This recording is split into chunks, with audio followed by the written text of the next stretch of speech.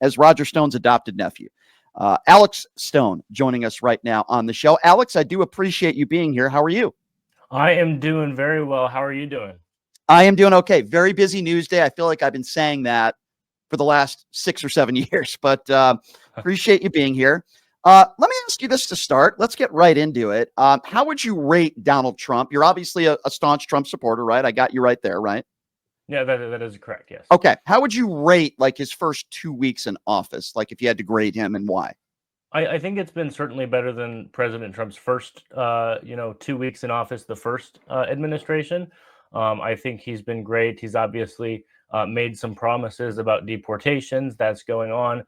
He's made promises with Elon Musk, with Department of Government Efficiency. According to the U.S. debt clock, we've already saved $50 billion in taxpayer money from just wasted spending. I think that President Trump's tariffs have been good. Obviously, today we've had Mexico backing down from because of President Trump's tariffs. So we have a lot of things going on, a lot of good things. I think one of the most important things, and actually speaking of Roger Stone, we have the man who killed Kennedy, the case against LBJ, the JFK files, the MLK files, and the RFK files are supposed to be released sometime soon with President Trump's executive order that I believe he signed on day one. So I think President Trump's administration for the first 2 weeks have been phenomenal. Do you think it's a good thing after a plane crash with a helicopter, as you know, a terrible tragedy, to start talking about DEI hires? Do you think that's appropriate when he doesn't even know what exactly happened? He didn't even know the names of the pilots, and he started talking about DEI hires when they didn't even take all the bodies out of the water yet. Do you think that's a good thing? Sure, I don't think it's the wisest thing. One of the things that I've been critical over the past 8 years on President Trump is his rhetoric, and sometimes he talks too fast and opens his mouth too early. I don't think it was wise to do so at that time. I wish he didn't. I will say that when that came out, when he did start talking about that, my first reaction was he probably has briefings that has more information than we the people do. But to your question, I don't think it was the best option to do so at the Yeah, I beginning. mean, I agree. Captain Rebecca Lobach, she's been awarded the Army Commendation Medal, an Army Achievement Medal, a National Defense Service Medal, an Army Service Ribbon. She's obviously very decorated. And, I feel for her family. I feel for all the families, as I'm sure you do, Alex. But, the fact that the family had to withhold her name because they were in fear of backlash because she's a woman and apparently a gay woman, I just think about that, Alex. You lose a member of your family, and then you got to worry about maybe what the president or other people say about your daughter. I just find that to be reprehensible. I don't want to live in a country like that. Well, sure, and I don't think that anyone has a problem with her being a woman. I certainly don't, or even her being gay. I mean, I think there are a lot of gay people in the Republican Party. I don't think that's the issue. Obviously, when it comes to DEI, most Republicans and most conservatives do have an issue with DEI, but I don't think that this is a DEI case. I disagree with President Trump in that. Okay, I hear you on that one. So let's get into personality and then policy with you, because I always like having these conversations with people that are staunch Trump supporters. I am not. I think you know that. Does it bother you about his behavior? For example, having sex with a porn star, 2 weeks after Barron is born, the behavior, the liable sexual abuse, the 34 count felonies, the things he says, attacking women on looks, attacking Gold Star families, the behavior, whether you think it's criminal or not. Does any of that stuff bother you? Clearly you don't. You think he rushes to judgment too fast, which you've admitted to, which I agree. But does all this other stuff in the behavior, does that bother you at all? Well, sure. As far as behavior goes, I'm a Christian. I believe in Jesus as my Lord and Savior, and I believe in forgiveness. I believe that, I don't know if President Trump is a Christian or not, but if he is, I believe he's covered in the blood of Jesus. But I don't advocate for any of the things that you've, mentioned. I don't like that he's, had affairs, et cetera, et cetera. Yeah.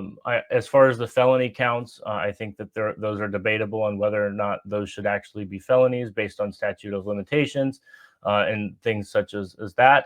But as far as behavior goes, as a Christian, I believe that he's a sinner. I believe that I'm a sinner. I believe that we're all sinners, fallen into sin and fallen short of the glory of God. but I don't think that behavior, such as an affair, for example, determines whether or not you should be eligible to be president of the United States of America or not. True, but and I agree with you. Yes, we're all sinners, but we're all not liable sexual abusers, right? Not we don't all have women that have accused us of rape or sexual assault. But I want to ask you, as a Christian, are you comfortable with Donald Trump selling Bibles for $60, which is he's been doing now for over a year, made in China for $3? As a devout Christian, are you comfortable with that?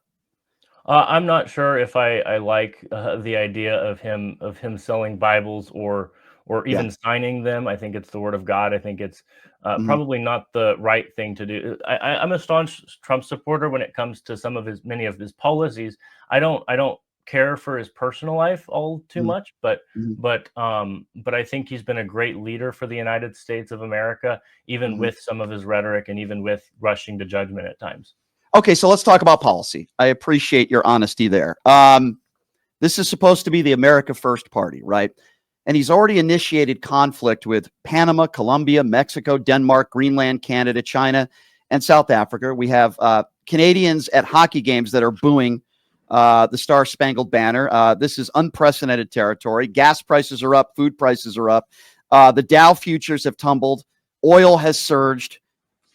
And I know you had mentioned these tariffs. You think it's a good idea. How is this good for Americans that are going to be paying more, not just for avocado, but for beer and liquor, gas, cars are going to be thousands of dollars more, electronics, clothes from China? How is this good for America? I guess that's my question.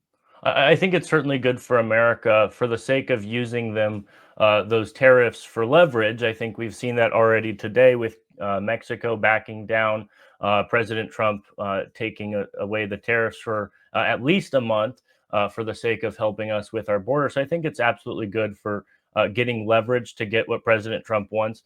For example, I was at America Fest in December, and I was listening to Ben Shapiro talk, and one of the things that Ben Shapiro was talking about is that President Trump was having a meeting with Prime Minister Justin Trudeau of Canada.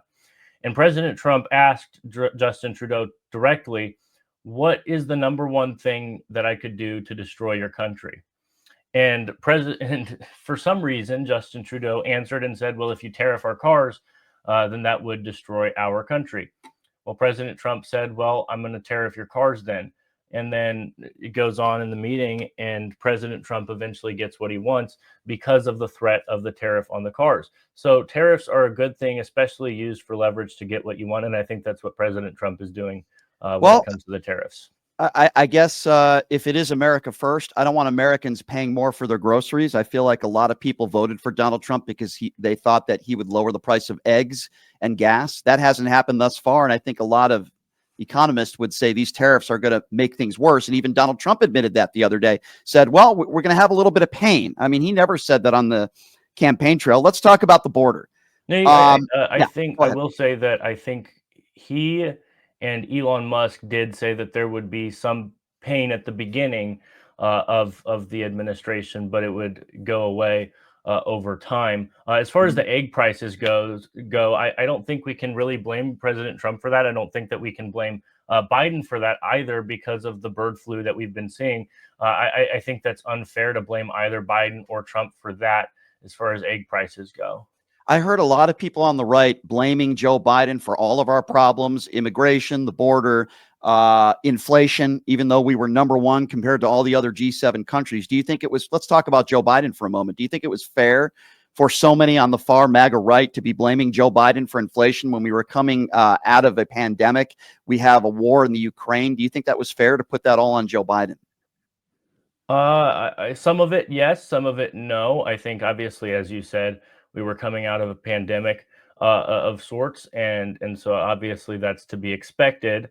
Hmm. Um, but for 2 years, Americans were suffering with extremely high prices, and so some people obviously did blame Biden for that, and I understand their pain and I understand their sentiment in doing so. Hmm. Yeah, the world was suffering, inflation up all over the world. Do you think Donald Trump did a good job in handling COVID? Um, I think that there are things that he could have done better. Hmm. I think he probably could have shut down flights to China sooner, or flights from China to Yeah. America sooner. Yep. I think as far as keeping our country as open as he tried to do, I think he was fine in that.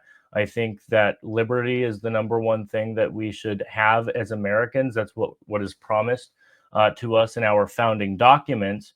So I think that keeping the country open, or desiring to keep the country open as much as he did, was a good thing.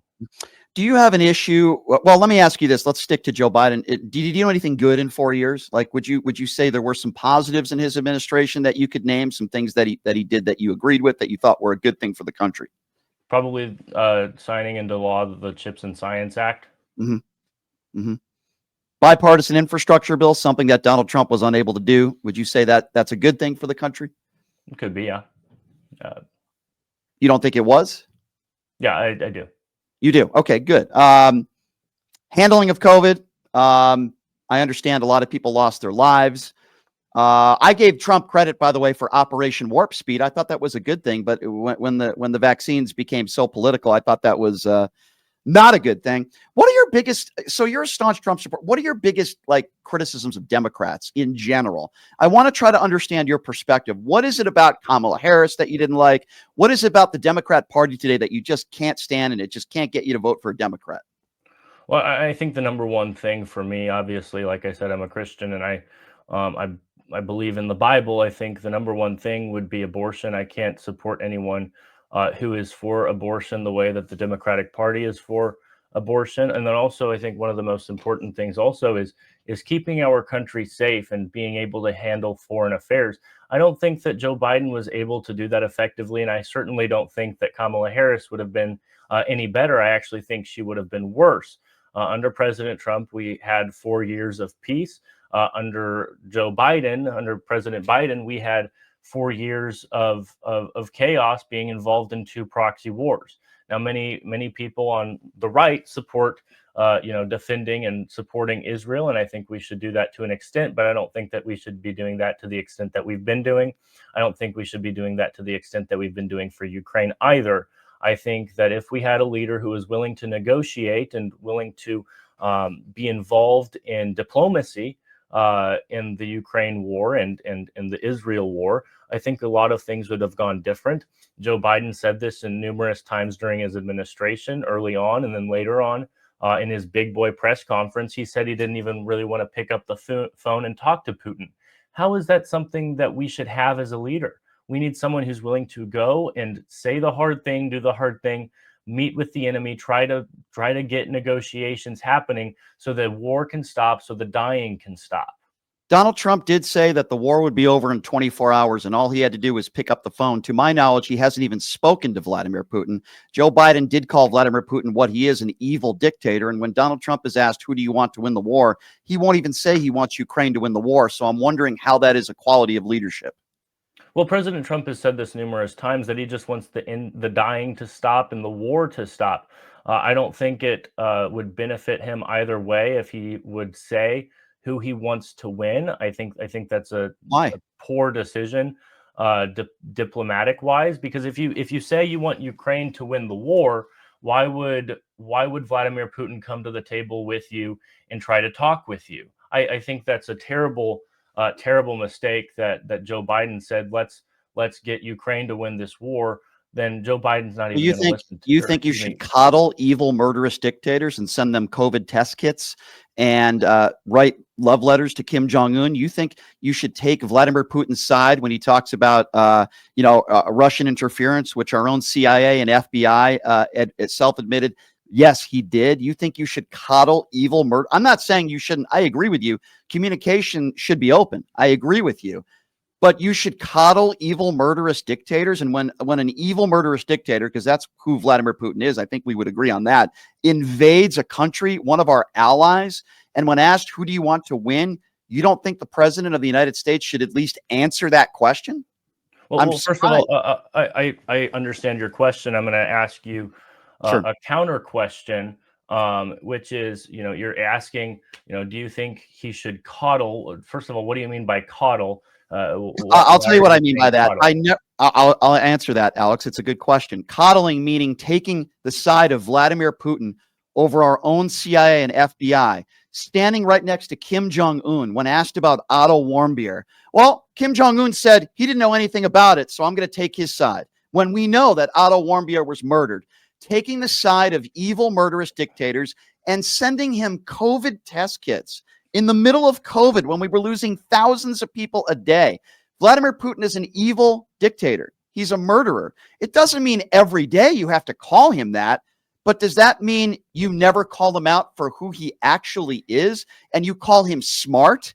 I have a serious problem with the leader of the free world saying positive things about a man who's responsible for murdering hundreds of thousands of people. I think showing leadership is being strong to our adversaries. You disagree with that? Well, I think we should absolutely be strong against our adversaries, and Donald Trump has done that many times, not just with the Middle East. I mean, for example, there was a time when he was talking to one of the leaders in the Middle East and said, if you touch a hair on the Americans, on our people, then I'm going to blow your house up, and proceeds to give him a picture of his house. President Trump, I know that he's said to Vladimir Putin, these are great, beautiful, golden, rooftops. It would be a shame if someone melted them. So he was certainly, he has this rhetoric. I think, would you agree that President Trump has an ego? I think that's an understatement. I think he's a narcissist. I think it's all about him, Alex. And I know we'll probably disagree on this, but whether we're talking about the crypto scandal, he never admits wrongdoing on anything. I don't respect John McCain because he was captured. I think that was a disqualifying statement. His attacks on POWs. I mean, the guy never owns or apologizes for anything he's done in his life. So yeah, I would say he's a full-blown narcissist, and I think he's mentally ill. So I hope I answered your question on that one.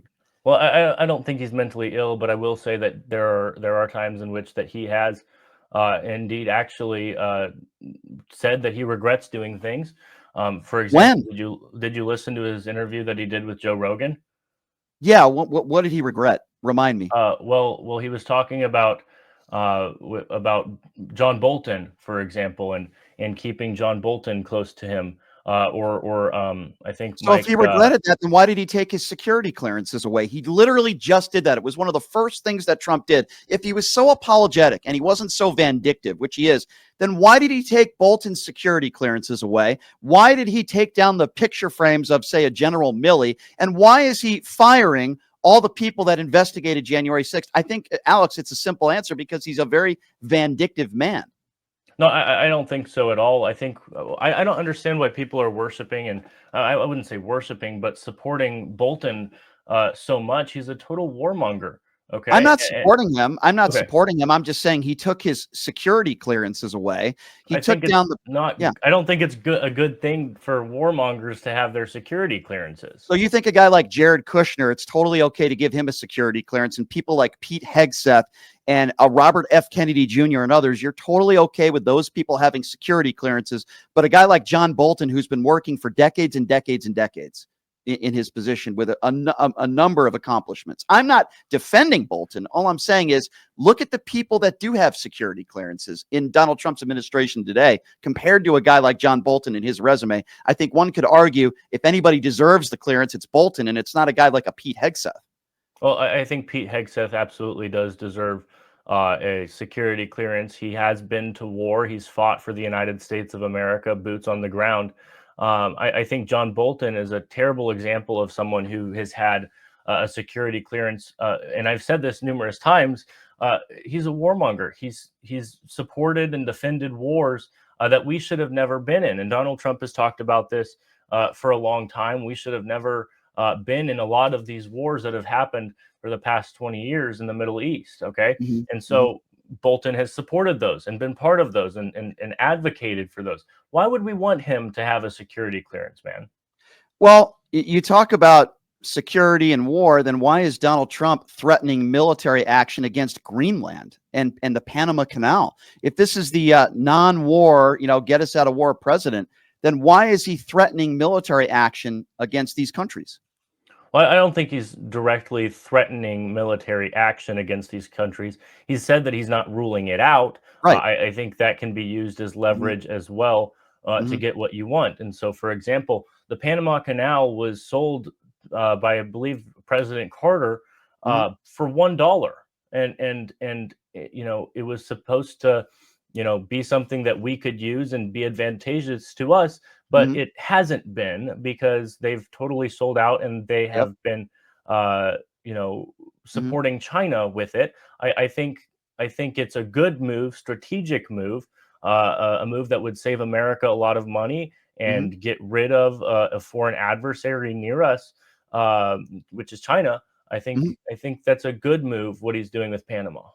We'll see how that goes. If you're just joining us, he is known as Roger Stone's adopted nephew, Alex Stone. Okay, so Alex, you said, Trump wants to keep the country safe. Do you think it's keeping the country safe by pardoning a bunch of January 6th insurrectionists, and half of them who committed violent crimes and beat police officers with their own batons and pepper sprayed cops?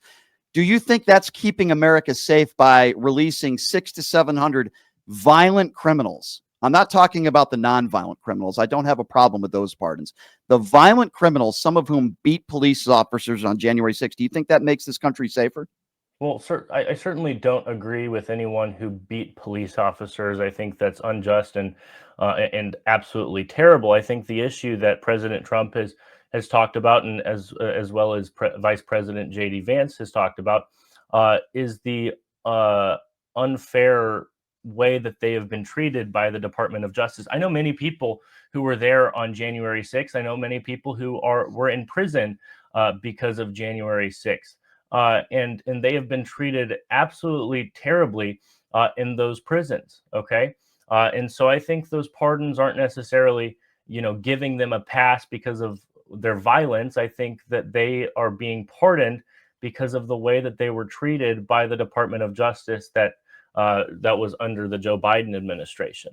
Well, all I can tell you there is that, and I'm specifically speaking of those who committed violent acts, I don't know how they were treated behind bars, but if you beat a police officer, I don't care how you're treated, quite frankly. If you're one of those people that was chanting, hang Mike Pence, and one of those people that stormed the Capitol and beat cops, Alex, those people should not be out on the streets, regardless, in my opinion, of how you think they may or may not have been treated. And Donald Trump gave them a blatant pardon and said, basically, you did your time. As long as you're on my side, if you beat cops, you're free.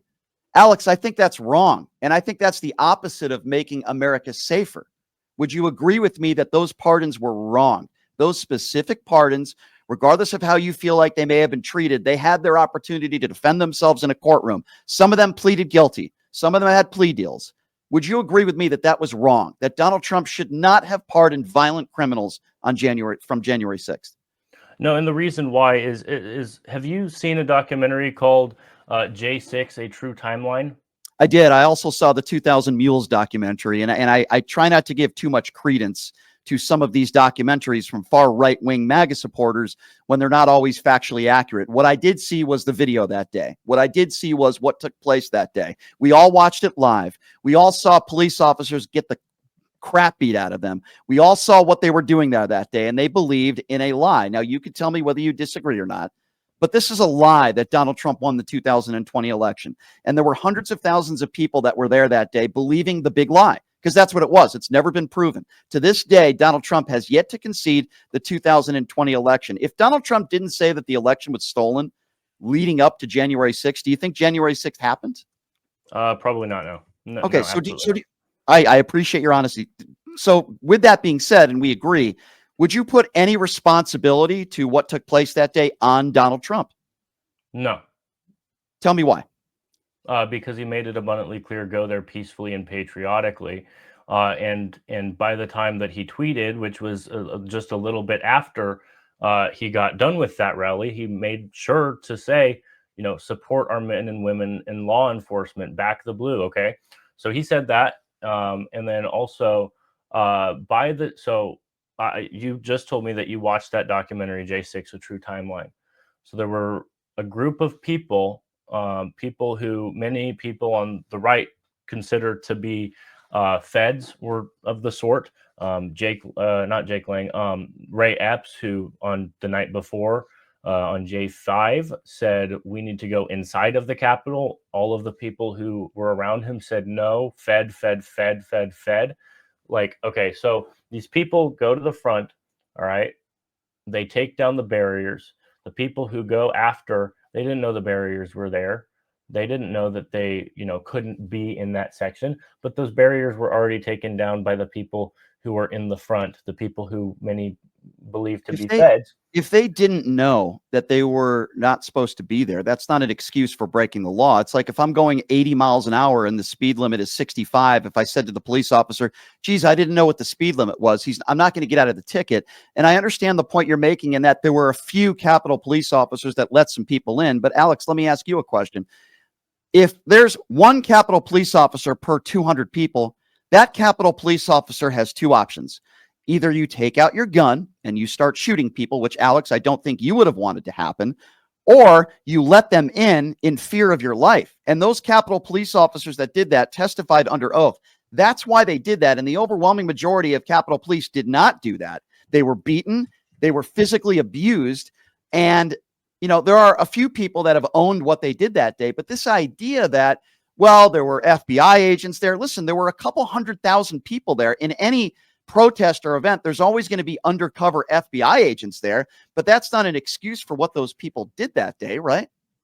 Well, what I would say is, I lost you for a second. I accidentally pressed the Siri button on, and so your audio went away for Siri to start talking. So I apologize for that and missing part of that statement.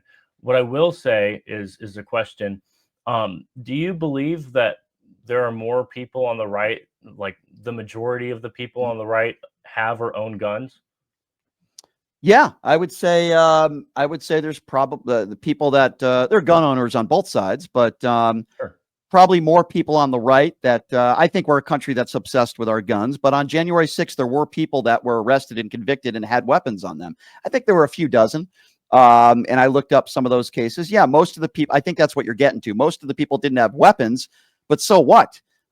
If you take a weapon from somebody like a Capitol police officer's baton and start beating them with it, whether someone has a weapon or not, to me, they shouldn't have been there.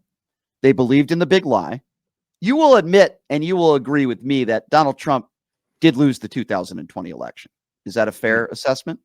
No, I disagree. Well, so you think Trump won in 2020? I do. Why? Why do you think that? And I don't believe this because President Trump said so. Okay, I want to make that abundantly clear. All right, and I also don't believe that because of the 2000 Mules movie either. I think that what we saw in 2020 were numerous instances of what we would say historic anomalies in the 2020 election. What is said to have been the safest and most secure election of all time had numerous anomalies. So, for example, the bellwether counties, okay, those almost always since 1930s, I believe, have always gone towards the person who won those counties. President Trump won all but one of those counties in 2020. All right. He somehow lost the presidential election. You go back and trace that through time, and you can find this on a friend of mine. His name is Captain Seth Keshel. He's a retired Navy captain who's gone in depth and in detail with this, not just with the counties, but also the bellwether states, with popular vote count, all kinds of numbers and logistics when it comes to it. So, but Alex, I could give you a bunch of anomalies that happened in 2024, but I'm not going to sit here and say Kamala Harris won the 2024 election because what are there's some no. of those? I would like to hear those anomalies. Well, first of all, when you look at all the Democrats that allegedly sat it out, when you look at Elon Musk, who literally was paying people $1 million to support Donald Trump and to vote for Donald Trump, that's really what went on there with the hundreds of millions of dollars that he put into it. But I've never said that Donald Trump didn't win a free and fair election. I never said in 2016. Here's my issue, Alex.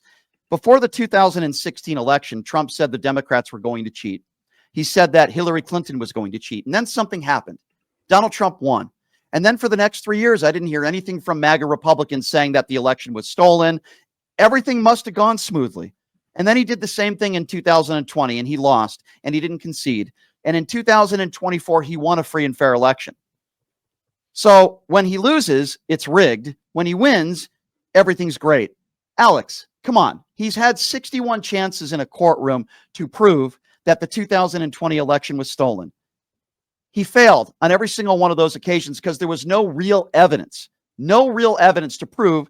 If you have some anomalies, you can't show up to a judge and say, hey, judge, we have numerous anomalies. The judge will laugh in your face. And that's what these judges did. Some of them were Trump appointed judges, by the way. You have to have sufficient evidence to prove that there was widespread voter fraud that could change the outcome of what is a free and fair election.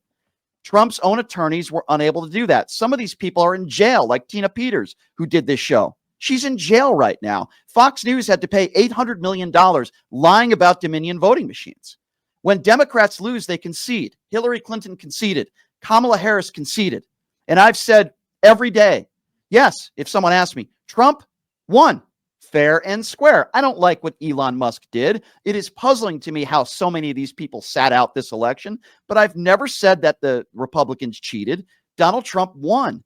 What, and I'm surprised because you sound like a smart guy. You're 21 years old. You obviously study politics, but Alex, you have to be able to prove it in court. And if you can't, and if there's no evidence to prove it, then how can you sit here in 2025 and still say to this day, which Trump also says, that Trump won in 2020? It's mind-boggling to me. Well, I will say this. I'm certainly not a lawyer. I'm certainly not a judge either. I think we could both agree that many of those cases weren't even heard. They were thrown out before even being heard. Because they didn't have any merit, because they didn't show any evidence. Well, how do you know that if they didn't? Because that's what the judges said. Because the judges threw it out, because they didn't present. Even Rudy Giuliani and some of Donald Trump's own attorneys back then admitted that they didn't have enough evidence. They've even admitted that. I mean, that's the thing. In this country, you have a right to question an election. But Donald Trump didn't question the election. He said the election was stolen. Al Gore questioned it, and he used all of his legal rights to him. And then when he exhausted all those legal rights, he conceded.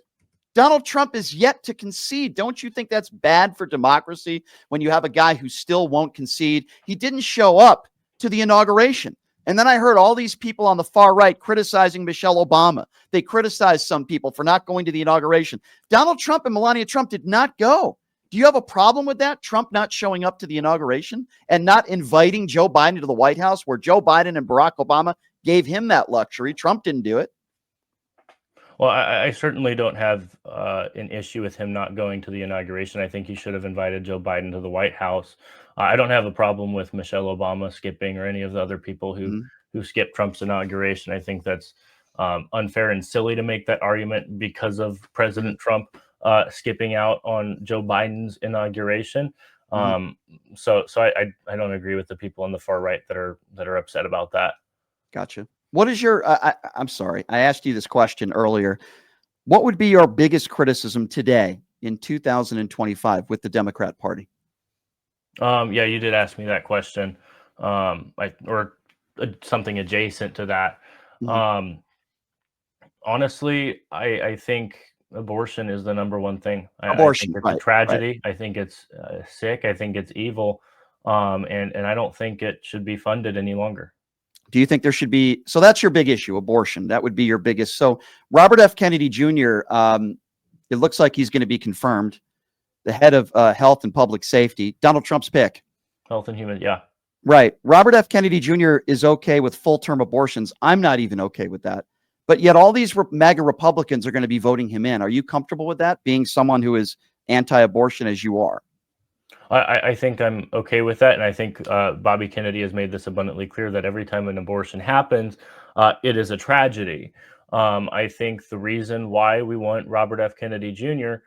In there is because of the promises that he was making when he was running for president of the United States, and the promises that he's made when President Trump said that he would be the Department of Health and Human Services. But what is his plan? What is his plan? To make America healthy again. Did you listen to any of his? I did. I listened to all of it, and there wasn't a plan. Well, no, I wasn't. Yeah. I wasn't asking about his hearing. Okay. Any time that he's been able to make a claim on the campaign trail or on a podcast, et cetera, he's always backed it up with sources and with evidence. I think that's very important. Many people don't do that. I think that's an issue when people I mean, make claims. he has said in the past of the vaccines of causing disease that is completely unproven, and he's walked back a lot of statements. He claims that he is pro-vaccine. He's not anti-vaccine. We all know that's not true, just based on his statements he's made in the past. He said that the vaccines have targeted Black people and Ashkenazi Jews. He's caught on tape making these statements. I don't know. I just think in my personal opinion, I think he's a conspiracy theorist, and I think he's dangerous. But I guess that's here to there. Do you believe that there should be exceptions for abortion in the case of women that are, God forbid, raped or victims of incest? I think that there should certainly be exceptions for abortion when it comes to the life of the mother. Mhm. And I don't know about incest, to be honest with you. I think rape, probably not. And the reason why is, why would we punish a baby in the womb for something bad that happened to the mother? Why would we do evil in the face of evil? We should do good in the face of evil, and it would be good. It would be the Mhm. right thing, the righteous thing, to carry that baby out long to the full term, and have that child. And Yeah. if you can't support it, there are means of support. One of them in which are women health clinics. I know that there are many in Kansas City that I've been um, supportive of. I used to be a youth pastor Mhm. in North Kansas City, Missouri, and my church would help and donate to a Yeah. women's health clinic that would support Well, I think mothers who couldn't. I don't I don't have a problem with that at all. I think that's a good thing. The problem I have is many Republicans that are in office today vote against maternity leave. They vote against these programs that would help those mothers. I guess this is where we disagree on this issue, right, Alex? I want you to do what you want with your life. If you want to have 100 babies, go for it. Have 100 little stones running around. But that's up to you. I would never want to tell you what to do. Same thing. I don't want to tell women what to do with their bodies. I hear from the Republican Party when it comes to health issues or vaccines, my body, my choice. Guess what? I was never for mandates for vaccines either. I don't think they were dangerous. I think they saved millions of lives, but I never wanted to force people to get vaccines either. I want people to make their own decisions. Alex, I respect your opinion on this. If you are against abortion, then I say, okay, then don't have an abortion. But why should you and I as men be telling other women what to do with their bodies, especially in a case when a teenage girl, let's just say hypothetically speaking, it does happen. I wish it didn't. A 13-year-old girl is raped and she doesn't want to have the baby. Her family doesn't want her to have the baby, but politicians on the right should be able to step in, many of them men, and say, no, we're going to force you to have that rape baby. Alex, I just think that's morally wrong. I don't think that this has ever been about telling women or children what they can and cannot do with their It's not. bodies. It's No, not. not for me at least, and not for many of the people on the right either. It's about the sanctity of life that many Christians and many Republicans believe in. And But not yes, everybody in this country is Christian, Alex. sure, and That's your belief. I can go at this from a non-Christian point of view also. And that there are many Republicans that can do so also. This has never been about controlling women's bodies. I don't want to control a woman's body. I care about the sanctity of life, and I believe that it is morally sick to have an abortion. I really do. And it doesn't matter the circumstances. I think it is morally sick. Let me ask you a question. Speaking of being morally sick, we're going to go back to Donald Trump for a moment. You believe it's morally sick for a woman to have an abortion, even if she is raped. I would just respectfully disagree with you on that. Don't you think it's morally sick to sexually abuse women? Don't you think it's morally sick to attack women on looks? Don't you think it's morally sick to raw dog a porn star 2 weeks after your wife has a baby? Don't you think it's morally sick to attack Gold Star families and call brave men and women suckers and losers? Isn't it morally sick to attack John McCain and say you don't respect him because he was captured? Don't you think it's morally sick to hold a Bible upside down as a photo op? Don't you think it's morally sick to use the Bible to try to make money off the Bible? It's morally sick to pardon people who physically assault police officers. It's morally sick when your ex-wife claims that You raped her. He's got 25 plus women. Don't you think it's morally sick to brag about sexual assault? This is my thing that I don't understand, Alex. Help me understand this. It's your position that it's morally sick for a woman to make a decision to have an abortion, but yet you support that man who has done a lot of morally sick things, but you are a staunch supporter of Donald Trump. Those things that I just mentioned, wouldn't you characterize those things as, quote, morally sick? I could go the last 2 weeks, literally hours after a plane crash. And Alex, we agree on this. Hours after a plane crash, they hadn't even taken out all the bodies. And Donald Trump holds a press conference blaming stuff on DEI, bringing up DEI, attacking transgenders, attacking women of color. He does this on a daily basis. I think it's morally sick to split up families of those immigrants that are not violent criminals that have been living in this country for decades. Aren't all those things morally sick? If you think abortion is morally sick, and you're certainly entitled to your opinion on that, I would respectfully disagree with you. Why not call out all those other things as being morally sick? That's my question. Well, I think I've answered many of those points that you've talked about earlier in the show. I certainly don't like and I condemn President Trump for many of the things Are that those you morally have sick? mentioned. Yeah, Are they? absolutely. They are morally. So Absolutely. why would you support somebody that's morally sick as being a Christian that you are?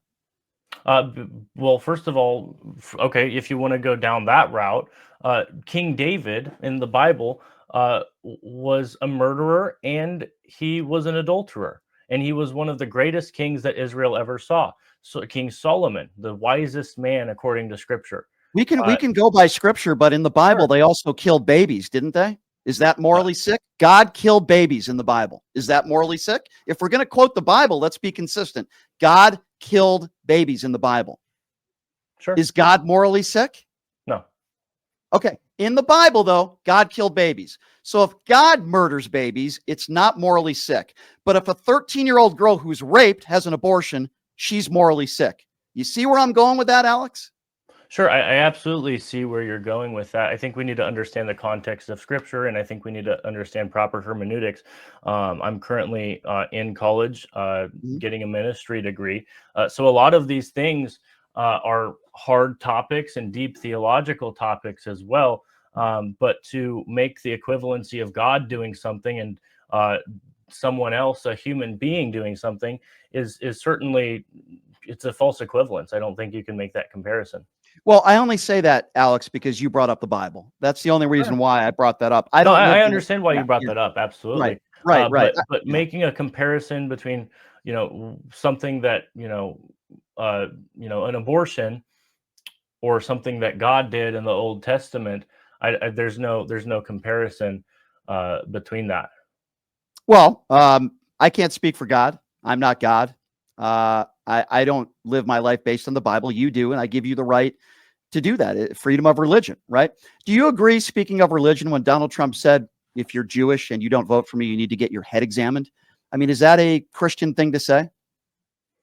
I don't think it's a Christian thing to say. I don't think it's a non-Christian thing to say either. I think he was making an observation based on the support that he has for Israel, and even Benjamin Netanyahu said that as well. Yeah, Benjamin Netanyahu and Donald Trump, I guess, are friends. I don't always agree with Benjamin Netanyahu, but listen, I've kept you past your time. I appreciate you joining us, Alex. I think it's a good conversation, and I would certainly like to do it again with you down the road. I like Absolutely. picking people's minds. And listen, you're 21 years old, and I have a lot of respect for the fact that you cover politics intensely. You have a large following on social media, and I think it's very healthy to have these kinds of conversations. I'm sure you would agree with that, I hope. Well, I certainly agree with you on that as well, and I appreciate you for having me on. Sure. Just reading to your comments is I'm reading them all right now, and this is real fun. So, Which comments? Are you talking about my YouTube page? Sure. well, I see, well, they're coming in through StreamYard, so they're coming in Oh, with okay. text and Well, YouTube and look, Facebook and everything. look, So it's fun. well, I'll say this. If you did a YouTube or a podcast, I'm sure people would probably say similar things about me, right? Yeah, So, there's a lot of people that listen to my show that do agree with a lot of my takes. And Alex, I'll be the first one to admit I'm very anti Donald Trump. Okay. sure. I want America to succeed. I don't want America to fail like you. I want Trump to succeed. I'm very worried. I'm very worried because I don't like him, the Wait, human being. can I pause you there? Did you say that Sure. I want America to fail? No, I said Oh, you would okay. agree with me. We both want America to succeed, Okay. right? Yeah, No, I misunderstood no, you. that's Yeah, okay. I We absolutely. both no, we both want America to succeed. If Donald Trump succeeds, that usually means America succeeds. But when I look at the $6 billion crypto scandal that has taken place in the last couple of weeks, and how much money he's made off of his presidency, I don't think it's America first. I think it's Donald Trump first and Elon Musk first. I mean, that's just in general terms. That's how I feel about his presidency. It's about making his tech billionaire friends richer, which clearly that's happened with Elon Musk. I don't think that's about America first, because if it was, we wouldn't be paying more now for eggs. He wouldn't be. Again, we can get into the tariff stuff, but I don't. That's okay. I've held you past your time. I do appreciate you being here. If ever you want me to, do a podcast with you, I'd be happy to do that with you. Sure. I think it'd be a good conversation. But Alex, I do appreciate you being here. I do appreciate your time, and you're welcome to come back anytime. Okay. Thank you. I appreciate it. Thank you, Alex. There you go. That's Alex Stone.